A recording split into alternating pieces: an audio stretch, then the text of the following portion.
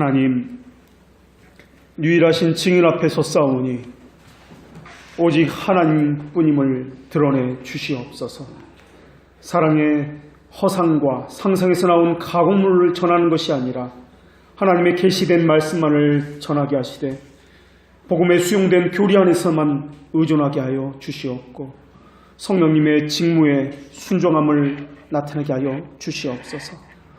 성경의 제일 저자이신 그리고 거짓 영의 역사가 없게 성령님이시여 붙들어 주시옵고 심정을 찌르고 골수에 역사하시는 말씀을 받기도 하여 주시옵고 우리의 지성을 새롭게 하시되 우리의 의지가 변화를 받게 하여 주시옵소서. 사람의 지혜와 능력으로 하지 아니하고 성령의 권위와 성령님의 인치심으로 하게 하여 주시옵소서.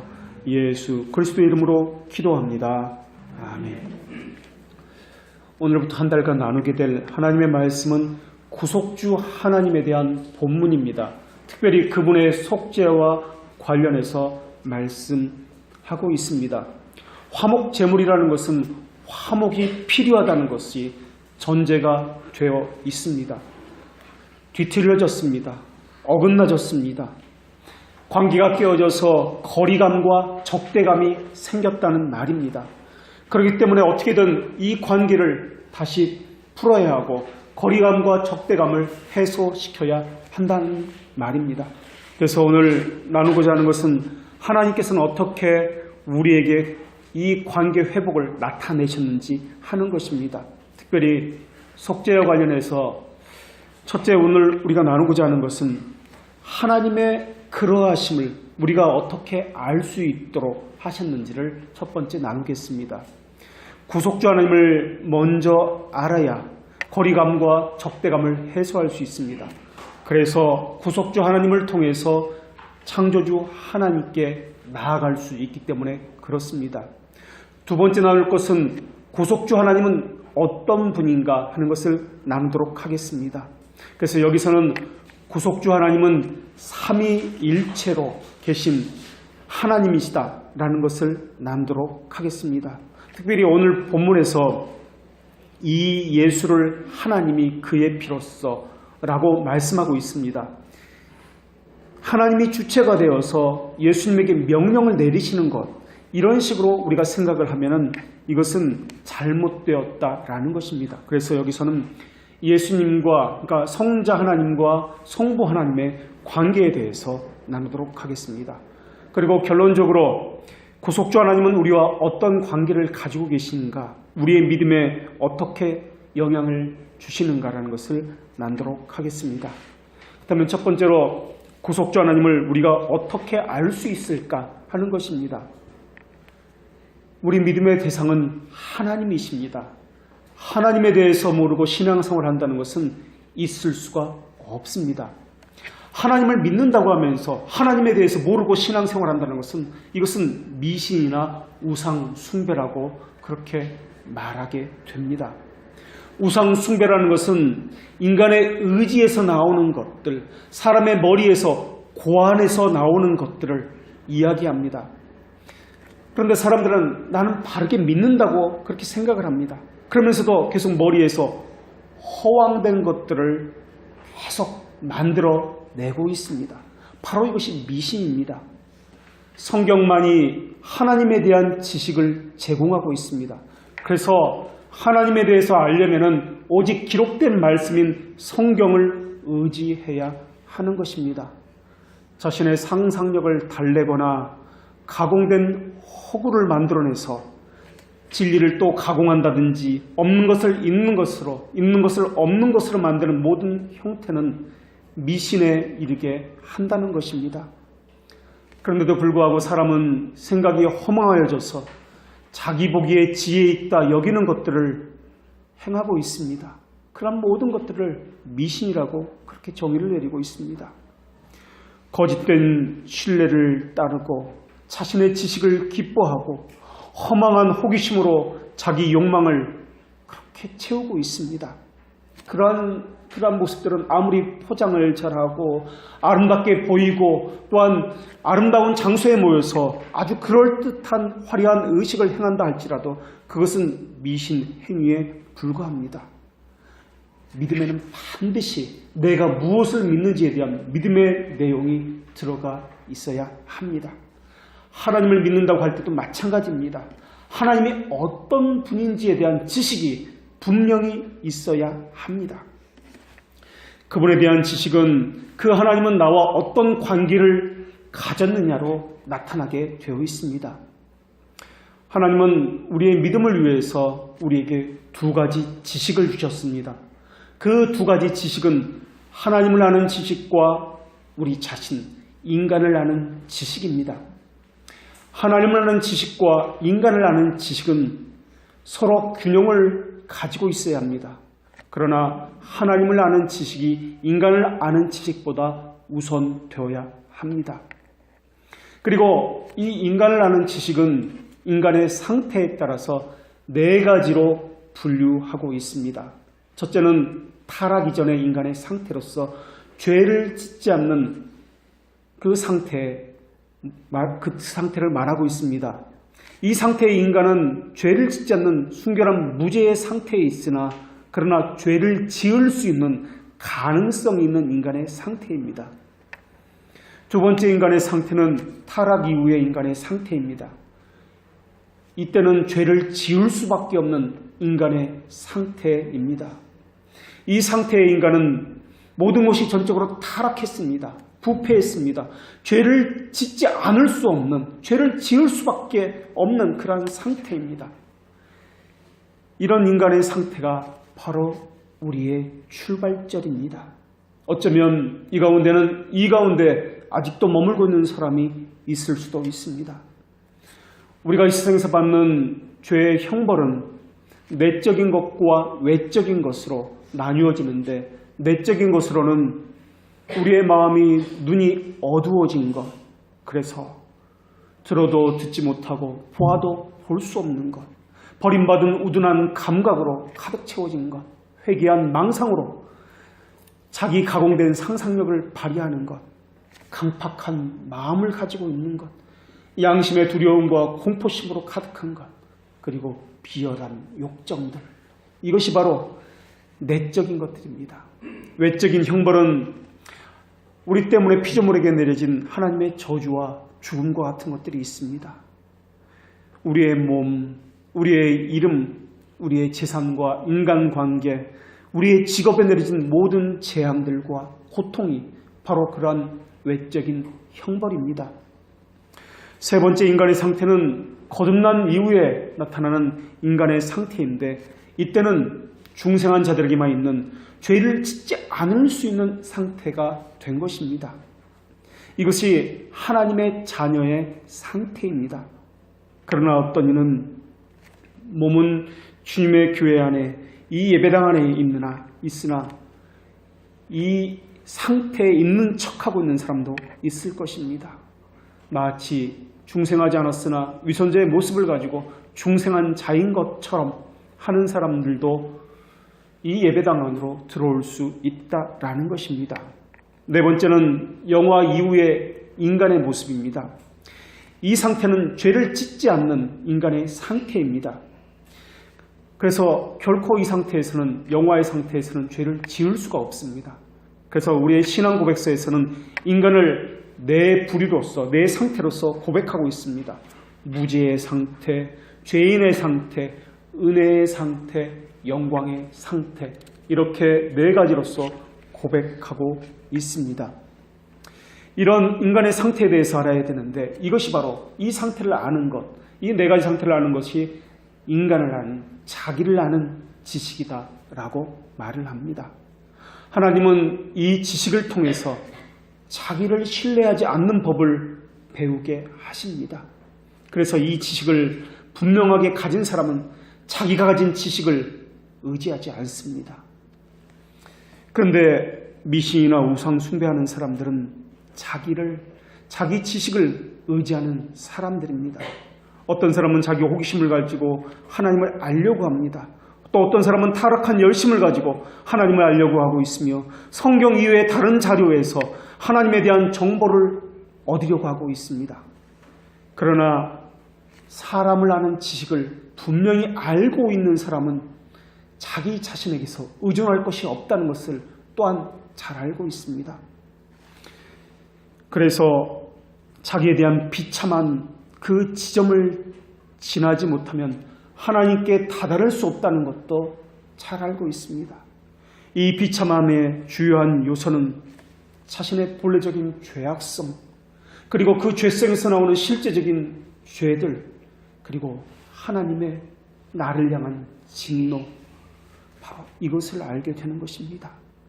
우리는 넘어지지 않으려고 하지만 꼭 그 자리에서 넘어집니다. 결심을 해도 되지 않습니다. 하나님의 진노는 우리의 죄인됨을 너무나도 분명하고 선명하게 드러내고 있습니다. 우리는 죄와 하나님의 진노에서 우리 스스로를 건져낼 힘이 없다는 것을 너무나 뼈저리게 알고 있습니다. 그래서 하나님께서는 우리를 하나님께 인도하실 위대한 목적을 수행하기 위해서 우리로 하여금 가장 먼저 우리에게 비참한 마음을 갖게 하신다는 것입니다. 죄의 진노에서 건지실 유일한 분께 죄인들을 인도하기 위해서 말입니다. 그래서 우리들이 처한 비참의 원인은 우리들의 본성에 있다는 것을 뼈저리게 깨닫게 만드십니다. 믿음의 출발은 바로 자기에 대한 비참함을 느끼는 것, 바로 여기서부터 시작이 됩니다. 그래서 하나님은 다윗에게 이렇게 고백하도록 하셨습니다.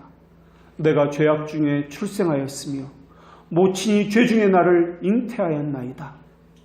이 비참함을 여러분은 느끼고 계십니까? 이 비참함을 느끼지 못한다면 여러분은 무언가 믿음에서 어긋나 있는 상태에 있다라는 것입니다.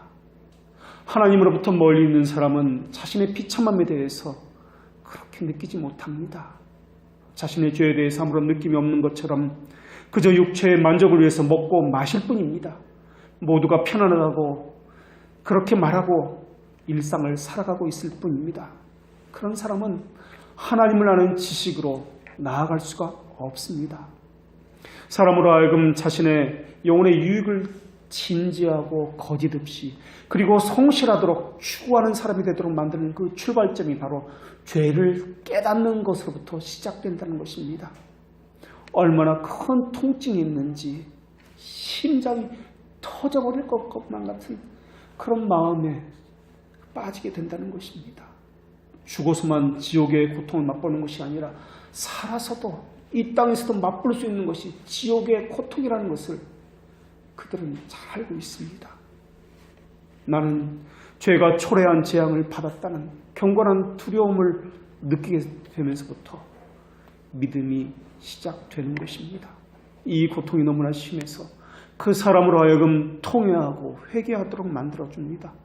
너무나 마음이 아파서 심령을 상하게 만들어버립니다. 자신의 죄 때문에 눈물이 잔뜩 고이고 자신의 나약한 의지 때문에 눈앞이 가리워져서 아무것도 보이질 않습니다. 오직 이 고통에서 건져줄 자가 어디에 있단 말입니까? 갈망하기 시작합니다. 자기 죄에 대한 깨달음, 경건한 두려움, 거룩한 통회가 결여된 그곳에서는 그리스도에 대한 사모함은 나타날 수가 없기 때문에 그렇습니다. 사람들은 제가 신앙을 고백하고 야단 법석을 피우겠지만 죄에 대한 통회가 없는 곳에서는 마치 빈수레가 요란하는 것처럼 떠들썩하고 야단 법석하고 그렇게 나타나게 되어 있습니다. 이것이 결여된 어떤 교회에서는 부산하게 움직이고 수많은 행사와 프로그램으로 사람을 바쁘게 그렇게 만들어 버립니다. 그러나 그들의 믿음을 시험해 보면은 헛바람으로 가득 차 있다는 것을 알게 될 것입니다. 공허함으로 가득 차 있어서 늘 메마르고 공허하다는 것이 그들에게서 나타나는 현상이라는 것을 알게 될 것입니다. 만약에 하나님께서 그 사람들이 가진 믿음을 훅 하고 불어버리면 아무것도 아님을 드러내게 될 것입니다. 그런 사람들이 모여서 하나님 앞에 예배하고 찬양한다고 생각해 보십시오. 자기의 비참함을 느끼지 못하는 사람들이 행하는 찬양과 그 예배에 하나님께서 받으실 거라고 그렇게 생각해서는 안 될 것입니다. 왜냐하면 그 사람이 가진 신앙은 외식이고 거짓이기 때문에 그렇습니다. 중생한 척 속이고 있는 것이기 때문에 그렇습니다. 그렇기 때문에 자기에 대한 분명한 지식을 가지고 있어야 함이 신앙의 출발이라 하는 것입니다. 그렇다면 하나님을 아는 지식이 무엇인가 하는 것입니다. 여기서 하나님을 아는 지식은 성부 하나님을 아는 지식이 아닙니다. 여기서 말하는 하나님을 아는 지식이라는 것은 성부, 성자, 성령 하나님을 아는 지식을 이야기합니다. 이를 삼위일체를 아는 지식이라고 이야기하는데 이 지식은 구별된 특성을 가지신 삼위 하나님과 동일한 본질로서의 일체이신 하나님을 아는 지식을 이야기합니다. 그래서 우리가 보통 성경에서 하나님이라고 이렇게 쓰여진 그 말씀을 볼 때는 이 하나님은 삼일체 하나님임을 염두에 두고 성경을 보아야 하는 것입니다. 그래서 우리가 하나님을 안다고 할 때 이 삼위일체 개념에 대한 바른 개념이 없으면 잘못된 믿음으로 빠져들게 되어 있습니다. 그 사람이 가진 신앙이 이단성을 가졌느냐, 바른 신앙을 가졌느냐 하는 것도 바로 이 삼위일체에 대해서 그 사람에게 설명해 보라고 이야기하면 그 사람이 가진 신앙이 어떠한 신앙인지를 판별해 볼 수 있습니다. 이 삼위일체는 그 믿음이 그릇된 길로 가지 않도록 하는 울타리 역할을 하는 믿음의 방패가 되기 때문에 그렇습니다. 이 삼위일체 하나님은 성부, 성자, 성령 하나님을 바르게 알도록 우리에게 이중 지식을 주셨습니다. 이 이중 지식은 성부, 성자, 성령 하나님은 창조주 하나님으로서 우리에게 나타났다는 것이고, 또 하나는 이 삼위 하나님은 구속주 하나님으로서 우리에게 나타났다는 것입니다. 창조주 하나님과 구속주 하나님, 이것을 이중 지식이라고 이야기합니다. 먼저 말씀드렸던 것은 두 지식이었습니다. 하나님과 인간을 아는 지식, 이것을 두 지식이라고 그렇게 이야기합니다. 그리고 지금은 이중 지식으로서 하나님은 창조주 하나님으로서 또 구속주 하나님으로서 우리에게 나타났다라는 것입니다. 이중 지식은 창조주 하나님으로서 구속주 하나님으로 나타나는데 이것은 역할 분담으로서 말씀드리는 것이 아니라 하나님께서 우리를 향한 구원 역사 가운데 창조주로서도 나타나셨고 구속주로서 나타났다는 것을 말씀드리고 있는 것입니다. 창조주 하나님과 구속주 하나님은 우리를 향한 구원 사역에서 다른 방식으로 우리에게 알려지셨습니다. 창조주 하나님은 하나님의 선하심을 나타내심으로 우리에게 알려주셨습니다. 창조주 하나님은 선하심 하나님으로 나타났고 이 창조 가운데 하나님의 선하심이 가득 채워져서 우리에게 나타났습니다. 그리고 이 선하신 하나님은 보호자로서 우리에게 나타나셨고 이 선하신 하나님은 그래서 우리에게 아버지로서도 나타나셨습니다. 그러나 이 선하신 하나님은 하나님의 백성에게만 해당되는 것입니다. 하나님의 자녀가 아닌 자들에게 이 하나님은 선하신 하나님이 아니라 복수자와 심판자로 나타나셨습니다. 죽어 마땅한 죄인을 향한 공의를 행하시는 분이 바로 이 창조주 하나님이십니다. 그래서 하나님을 믿는다고 할 때 자연에 나타난 그 위험에 가득 찬 하나님을 통해서도 믿음을 갖게 하지만은 창조주로서 피조물과 우리와 어떤 관계를 맺고 있는가로 통해서 믿음을 갖게 하시기도 하십니다. 이것을 기독교 강요에서는 칼빈은 부성애다라고 단 한마디로 말씀하고 있습니다. 부성애를 체험하여 아는 것, 그 아버지를 체험하여 아는 것, 그 확고한 지식을 가진 것을 통해서 내가 믿음이 가졌다는 증거로 삼습니다.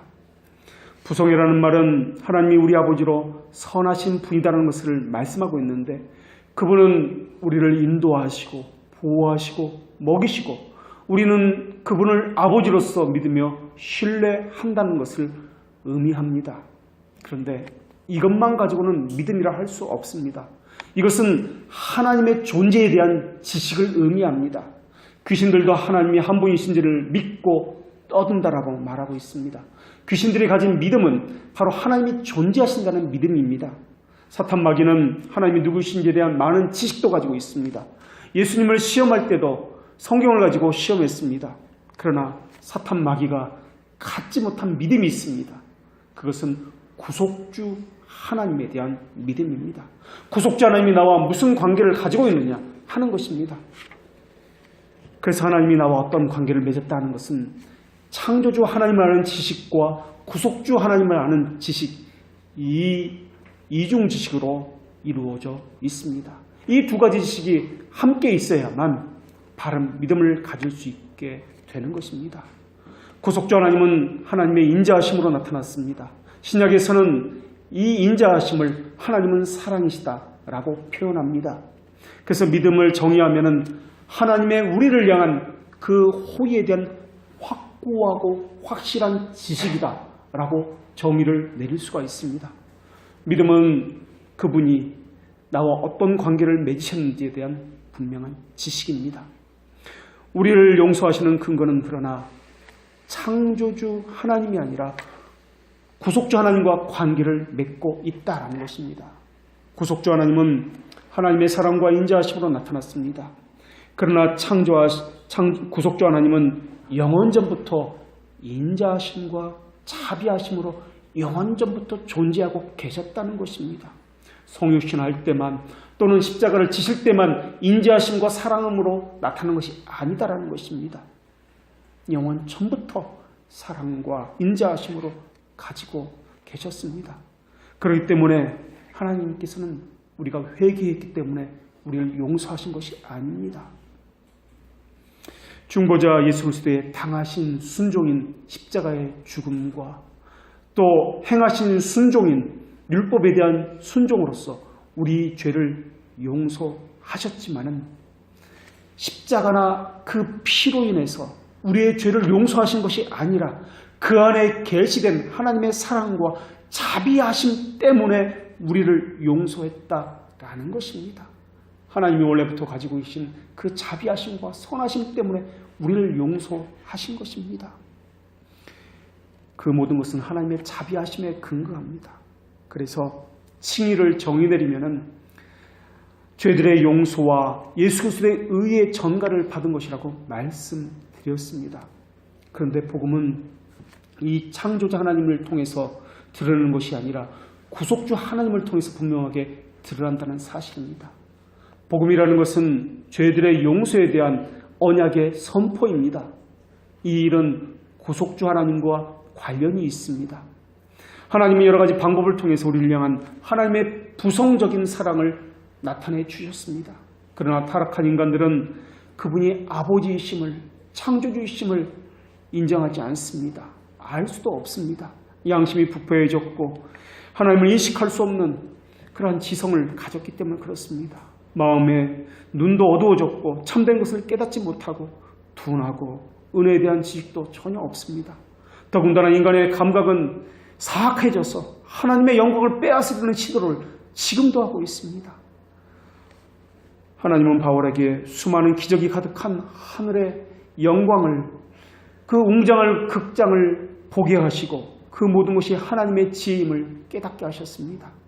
자연과 우리 양심에 나타나는 창조주 하나님을 알게 되면 우리는 빛의 조명을 받아서 지혜를 얻고 하나님을 알 수 있지만 부패한 상태에서는 그 혜택을 받을 수 없다라는 것입니다. 그래서 하나님께서는 우리와 우리 사이에 중보자를 세우셔서 중보자이신 그리스도를 통해서 믿도록 하시며 하나님과 관계를 맺도록 하셨다라는 것입니다. 중보자는 십자가의 도를 전파하는 복음을 통해서 우리에게 알려주셨습니다. 그것을 우리는 복음 선포라고 이야기합니다. 복음 선포라는 방식은 우리의 본성적인 성향과 맞지 않더라도 하나님께 돌아가고자 원한다면 하나님이 정하신 이 복음 선포의 방식에 순종해야만 합니다. 그래서 하나님께서는 완전한 하나님이시며 완전한 인간이신 구속주 하나님을 우리에게 보내셨고 복음 선포를 통해서 예수 그리스도를 믿고 받아들이도록 그렇게 하신 것입니다. 그분은 구속주이십니다. 그러나 그분은 다른 이름으로서 중보자라는 이름으로서 불려지는 분이십니다. 그래서 하나님은 인간이 되셨고 그분은 하나님과 인간 사이에 중보가 되시는 분이십니다. 사람이 타락한 이후에는 중보자를 떠나서는 하나님에 대한 어떠한 지식도 알 수가 없고 죄에서 해방되어 구원을 얻을 힘도 가질 수가 없게 되었습니다. 그리스도의 중보 없이는 불경건한 자들과 불신자들은 천국에 결코 들어갈 수 없게 되었습니다. 중보자 없이 천국에 들어가려 하는 자들은 저주를 받은 자들이며 진노의 자녀들입니다.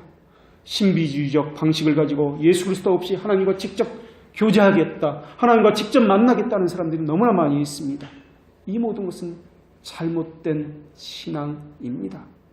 하나님과의 화해 없이 어떻게 하나님을 기쁘게 할 수 있단 말입니까? 중보자를 통해서 하나님께 나아간다는 것은 모든 시대, 모든 민족을 향한 하나님의 방식이었습니다. 우리 주님은 사마리아 여인에게 말씀하셨습니다. 너희는 알지 못하는 것을 예배하고 우리는 아는 것을 예배하노니 이는 구원이 유대인에게서 남이니라. 우리 주님께서 이렇게 사마리아인에게 이런 말씀을 하신 것은, 이 말씀은 그리스도께서 모든 이방 종교를 잘못된 것이라고 정죄하는 그런 말씀이 아니라 중보자이신 예수 그리스도가 없는 모든 형태를 책망하고 계신 것이다 라는 것입니다. 하나님은 영생은 아버지를 유일한 참 하나님으로 믿고 그의 보내신 예수 그리스도를 아는 것이다 라고 말씀하셨습니다.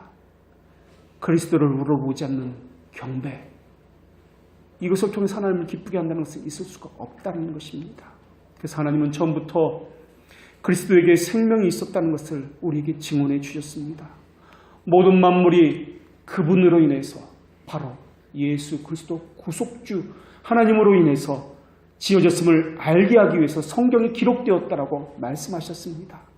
또 그리스도께서도 자신은 화해자이기 때문에 나는 길이요 진리요 생명이다, 나로 말미암지 않고는 하나님께 나아갈 수 없다라고 그렇게 분명하게 말씀해 주셨습니다. 하나님의 지혜는 전도에 미련한 것으로 믿는 자들을 구원하기로 기뻐하셨습니다. 그래서 놀라운 것들을 마련해 주셨는데, 구속주 하나님을 통해서 창조주 하나님을 알도록 하신 이 방식이 바로 놀라운 하나님의 지혜다라는 것입니다. 그래서 믿음은 반드시 구속주 하나님 안에서만 창조주 하나님을 붙들도록 만든다라는 것입니다. 구속자 하나님을 알지 못하는 상태에서 어떻게 하나님을 안다라고 할 수 있단 말입니까? 이것은 예수 그리스도를, 아니 하나님을 부인하는 것입니다. 아들을 부인하는 자에게는 또한 아버지가 없다는 말씀이 바로 이러한 의미라는 것입니다. 구약에서도 마찬가지입니다. 구약에서도 구약의 성도들은 하나님께서는 중보자 없이는 자신의 그 자비하심을 나타내 보이지 않는다는 사실을 분명하게 알고 있었습니다. 은혜에 대한 어떤 소망도 중보자 없이는 나타내 보이지 않았다는 것을 구약의 성도들도 분명히 알고 있었습니다. 선택된 백성들도 중보자의 은혜에 의존했습니다. 그 중보자는 모세라는 모형으로 또는 선지자라는 모형으로서 우리에게 나타내 보이셨습니다. 이스라엘 백성의 구원을 묘사할 때도 하나님은 그리스도 안에 믿음과 소망의 깃발을 바라보도록 그렇게 하셨습니다. 하박국 선지자도 하나님의 보냄을 받아서 하나님의 말씀을 전할 때에도 예수 그리스도 안에서 완전함을 찾아야 한다고 호소했습니다. 이사야 선지자 역시 마찬가지였습니다. 아하스 왕에게 그리스도를 전했습니다. 아하스 왕과 백성들이 불신앙으로 처해 다를 때 하나님의 약속을 믿지 않는 그때에도 구속자는 정한 때에 오신다는 것과 여자의 후손으로 오신다는 것, 이것을 이스라엘 백성들과 또한 아하스 왕에게 이사야 선지자는 그렇게 전했던 것입니다. 경건한 자의 모든 소망은 그리스도 안에 있다는 것을 하나님께서는 늘 언제나 어느 때나 말씀해 주셨습니다.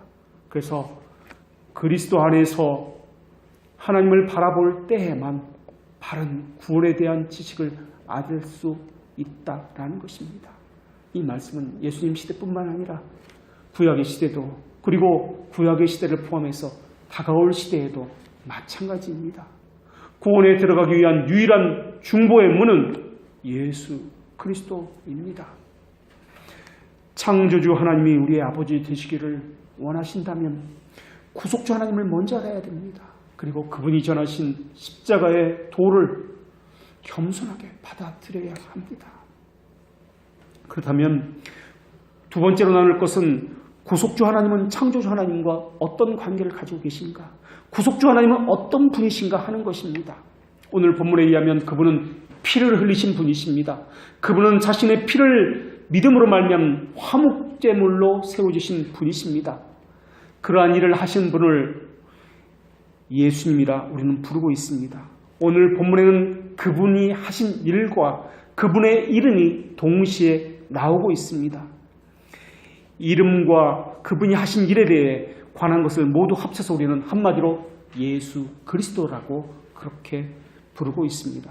다만 오늘 본문에서는 그것을 풀어서 설명하고 있습니다. 특별히 예수님의 직분 가운데 삼중직이라고 하는데 이 직분 가운데 제사장직과 관련하여서 말씀하고 있다는 것을 볼 수 있습니다. 그분은 제사장직으로서 구원자라는 이름을 가지신 분이십니다. 그리고 그분은 행하신 일이 피를 흘리고 믿음으로 말미암은 화목제물이 되신 것입니다. 그것을 한마디로 예수 그리스도다라고 한 단어로서 표현하고 있는 것입니다. 예수님의 제자들은 정말 하나님을 잘 믿고 싶다라는 간절한 열망을 가지고 있었습니다. 그것은 우리의 바람이기도 합니다. 정말 하나님을 잘 믿고 싶습니다. 바르게 믿고 싶습니다. 그때 우리 주님께서는 그러한 질문을 던진 제자들에게 하나님을 분명하고 완전하게 믿기 위해서는 이렇게 해야 한다고 말씀하셨습니다.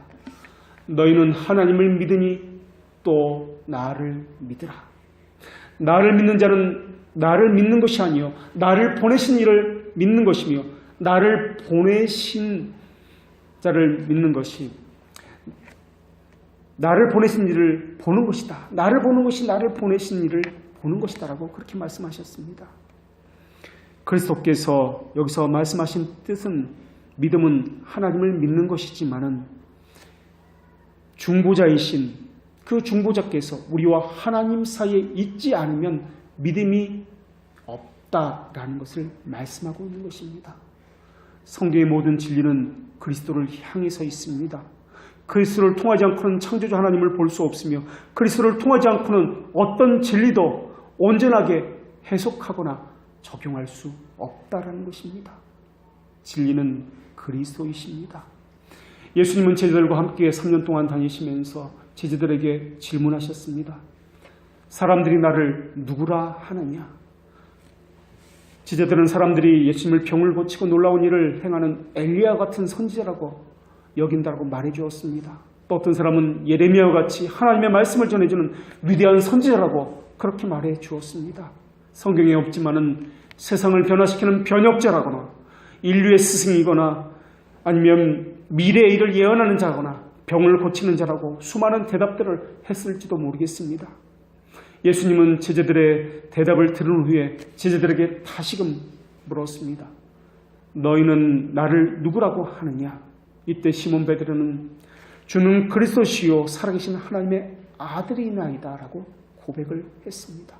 예수님께서는 그러한 고백을 한 베드로에게 내가 복이 있도다 이를 내게 알게 하는 이는 혈육이 아니요 하늘에 계신 내 아버지시니라 라고 말씀하시며 그 대답에 너무나 기뻐하셨습니다. 예수님을 하나님이라고 고백하는 것은 초대교회 성도들에게 너무나 귀한 중요한 일이었습니다. 마찬가지로 예수님께서 하나님이심을 고백하는 것은 오늘 우리에게도 매우 중요합니다.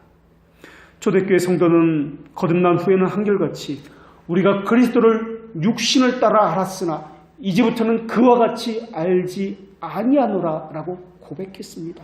이 말씀은 무슨 말씀입니까? 영어로 아는 이들은 예수 그리스도를 하나님의 아들로서 알고 고백한다는 그런 말입니다. 그렇다면 하나님의 아들은 또 무슨 말씀입니까? 하나님의 아들을 다른 말로 성자라고 우리는 이야기합니다. 그래서 우리 신앙의 선배들은 성자 하나님을 영원토록 태어나신 분이다 라고 고백했습니다. 영원토록 태어났다는 이 고백은 우리가 생각하는 아버지와 아들과의 그 관계로서의 개념이 아니라 구속에 나타난 방식을 이야기하는 것입니다. 성부 하나님도 성자 하나님도 성령 하나님도 누구에게 속하지 않았습니다. 누구에게도 태어나지 않았습니다. 누구에게서도 나오지 않았습니다. 단지 우리에게 나타난 우리와 관계를 맺고 있는 이 구속의 사역의 관계에서 성자는 영원히 성부에게서 나셨고 성령은 영원히 성부와 성자에게서 보내심을 받았다라고 표현하는 것입니다. 이 말은 구별되는 특성으로서 받아들여야 합니다. 이 말을 헬라어로는 그리스에서는 휘포스타시스라는 단어로 사용합니다.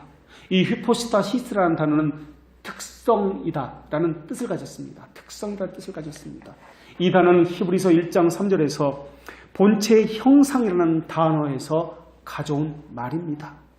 그래서 성부, 성자, 성령 이 삼위 하나님은 각기 구별되는 특성을 가지고 계신 분입니다. 그래서 이 구별되는 특성을 가졌다 해서 이 휘포스타시스를 우리는 위라는 삼위할 때 위라는 단어를 사용합니다. 이 구속사역에서 구별되는 특성으로 나타나신 분이 삼위 하나님이십니다. 구별되는 특성은 성부는 영원히 낳으신 분이로 성자는 영원히 태어나신 분이로 성령 하나님은 영원히 보냄을 받은 분으로서 구별될 뿐입니다. 그래서 325년에 최초의 교회들의 회의에서 작성된 니케아 신조에서는 성자 하나님에 관해서 이렇게 선언합니다. 우리는 한 분 예수 그리스도를 믿습니다. 그분은 하나님의 아들로서 성부로부터 나신 분이십니다. 그분은 빛으로부터 오신 빛이시요 하나님으로부터 오신 참 하나님이십니다. 그분은 태어나셨으나 비조된 것이 아니고 성부와 본질로서 동일하신 분이십니다. 그분으로 인해서 하늘과 땅에 있는 모든 만물은 창조되었습니다. 이 고백이 바로 오늘 우리가 했던 신앙 고백의 내용이기도 합니다. 성자 하나님은 창조주 하나님이십니다. 성부 하나님만 창조에 사역한 것이 아닙니다. 성자 하나님도 영원 전부터 함께 사역에 참여하셨습니다.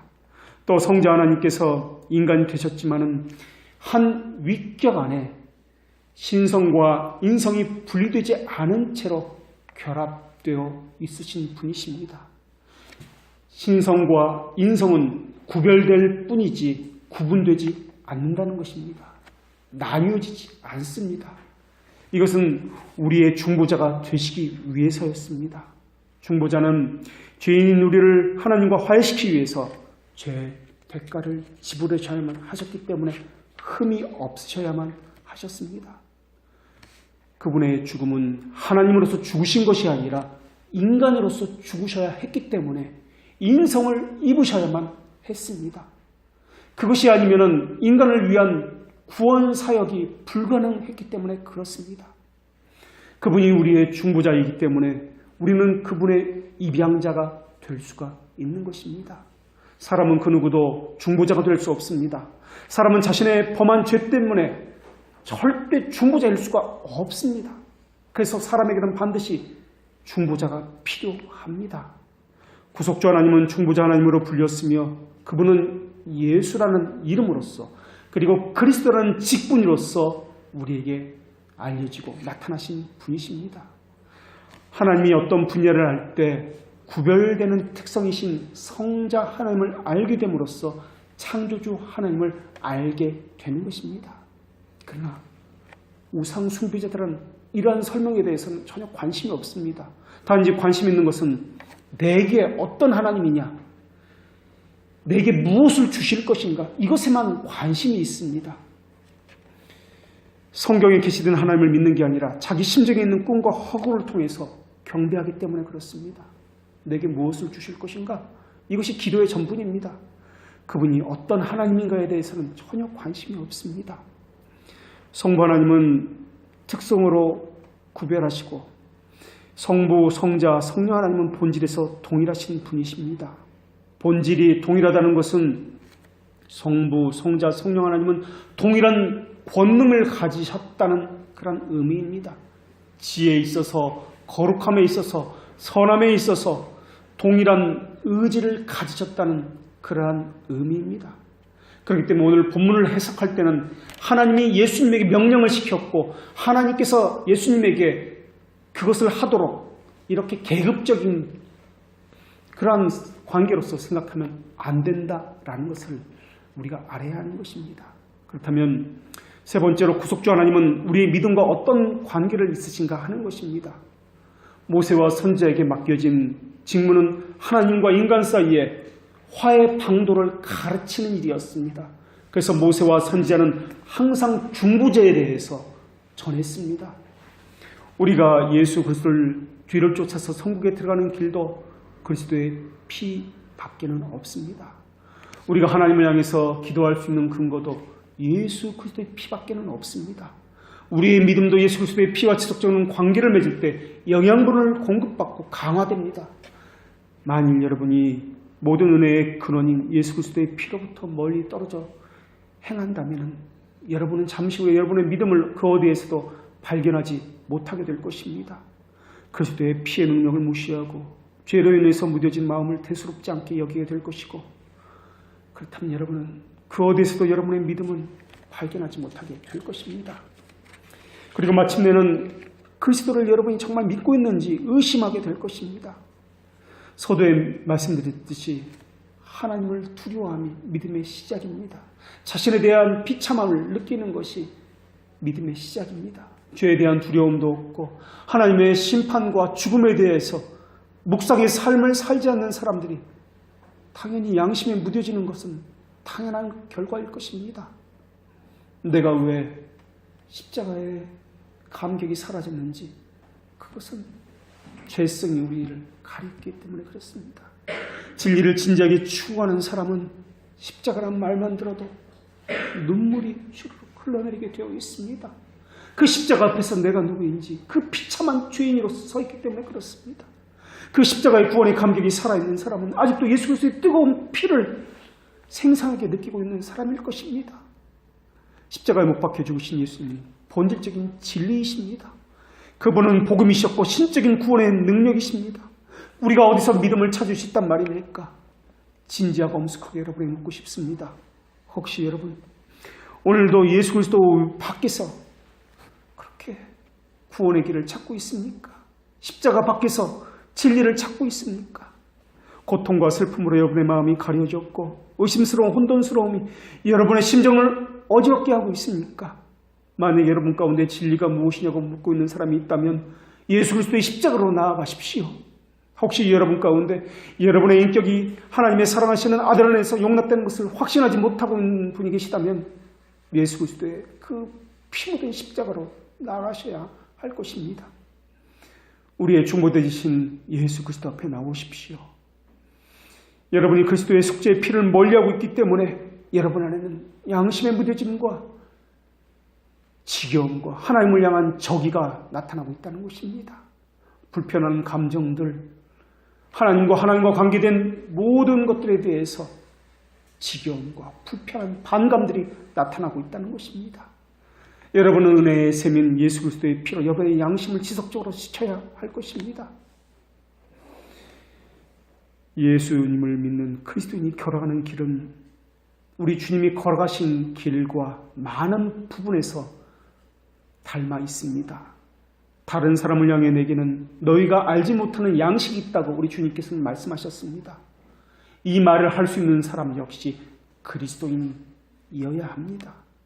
신자는 십자가를 통해서 이루어지는 두 가지 종류의 못박힘을 당하게 되어 있습니다. 하나는 세상에 대해서 십자가에 못 박히는 것을 신자는 당하게 될 것입니다. 또한 신자는 세상의 신자를 십자가에 못 박는 것을 경험하게 될 것입니다. 그래서 세상으로부터 멸시를 당하는 것이 당연합니다. 우리 마음 안에서 죄와 죄의 원리들을 죽이는 일은 도덕적인 설교의 능력만으로 되지 않습니다. 하나님의 진리를 머리로만 아는 것으로도 되지 않습니다.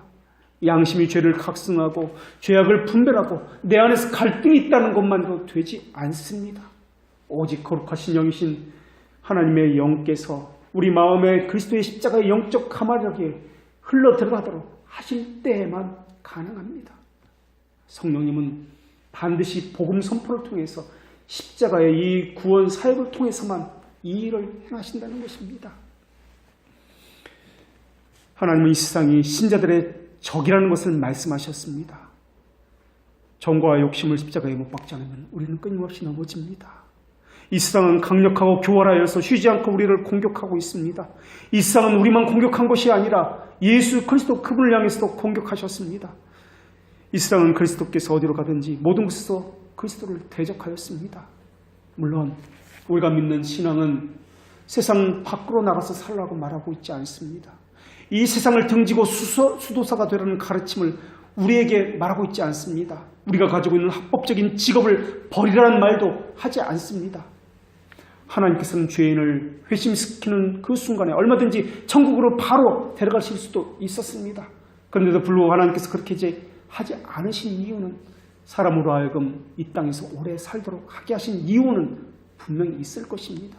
그 중에 하나는 신자로 하여금 이 땅에 살면서 하나님의 은혜를 풍성히 더 경험하도록 하기 위해서라는 것입니다.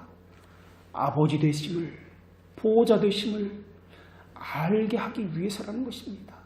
그것을 통해서 죄와 싸우는 것이 얼마나 값지고 하나님의 은혜인지를 깨닫게 하기 위해서라는 것입니다. 죄와 싸우는 삶 속에서 하나님의 은혜를 경험한다는 것, 바로 이것이 신자됨의 특징입니다. 신자에게 이 세상은 신자를 연단시키시고 훈련시키는 학교입니다. 신자는 이 세상에서 진리의 빛을 비춰주는 또한 등대가 됩니다. 그것이 세상이 우리를 알지 못한다는 말씀이며, 또한 이 세상은 신자에게 우호적이지 않는다는 것입니다. 이 세상은 우리가 믿는 믿음을, 우리가 걷는 이 순례의 길을 도와주지 않습니다. 어쩌면 가족도 우리의 적이 될 수 있습니다. 이 세상은 우리 주님을 십자가에 못 박았기 때문에 그렇습니다. 우리는 이 세상과 구별된 삶을 살고 이 세상을 거슬러 증거하며 이 세상의 행사가 악하다는 칭언하는 삶을 살도록 부름을 받은 사람들입니다. 많은 사람들이 세상의 그럴듯한 모습의 마음을 빼앗겨서 이 세상을 친구처럼 여기고 있습니다. 세상의 화려한 말과 달콤하게 꾸미는 세상의 소금수에 넘어가서 그리스도의 왕국을 돕겠다는 그들의 제안에 눈이 멀어서 세상과 친구가 되는 것을 기쁘게 받아들이고 있습니다. 하나님은 그러한 자들에게 이렇게 말씀하셨습니다. 이 세상이나 세상에 있는 것들을 사랑하지 말라.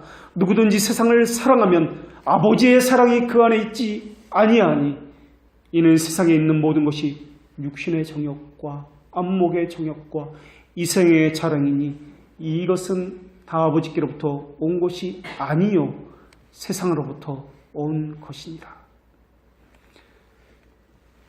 하나님은 예수님이 우리의 죄를 위해서 십자가에 못 박히신 것처럼 우리에게도 세상에 대해서 정과 욕심을 십자가에 못 박기를 원하고 계십니다. 예수 그리스도의 십자가를 정말 진실하게 믿고 사랑하는 사람이 어떻게 이 세상을 사랑할 수 있단 말입니까? 어떻게 속임수와 화려한 볼거리로서 유혹하는 이 세상과 언약을 맺을 수 있단 말입니까? 쾌락과 안목의 정욕과 이생의 자랑에는 사망이라는 딱지가 붙어 있는데 말입니다. 예수 그리스도의 십자가가 여러분에게 전혀 영향력을 끼치지 못하고 있다면 둘 중에 하나일 것입니다. 여러분은 버림받은 자이거나 아니면 아직 구원받지 못한 자일 것입니다. 삼위 하나님께서 서로 관계하시면서 하나님을 창조주로서 구속주로서 우리에게 나타내 주셨듯이 우리도 신자함을 통해서 하나님과 관계함을 하나님과 세상 앞에 나타내야 할 것입니다. 이것이 신자됨의 그 존재의 본질입니다. 그리스도와 신자가 연합되었듯이 우리의 견인도 그 안에 내포되어 있습니다. 우리는 본질적으로 하나입니다. 하나님과 우리가 하나이며 우리는 하나님과 하나이듯이 교회와 하나입니다. 하나님과 그리스도가 하나이듯이 우리가 그리스도와 하나이고 교회와 그리스도가 하나이듯이 우리는 세상으로부터 구별됨과 그래서 거룩함과 하나입니다. 교회는 구별됨을 의미합니다. 하나님께서는 오직 중보자로부터 힘을 얻고 양분을 얻는다는 진리를 신자의 마음에 철필로서 새겨 놓으셨습니다. 하나님의 은혜를 갈망하십시오. 하나님은 중보자를 통해서 우리에게 믿음을 주시고 우리로 하여금 하나님께 인도하고 계십니다. 그 피로써 여러분은 씻김을 받았습니다. 기도하겠습니다.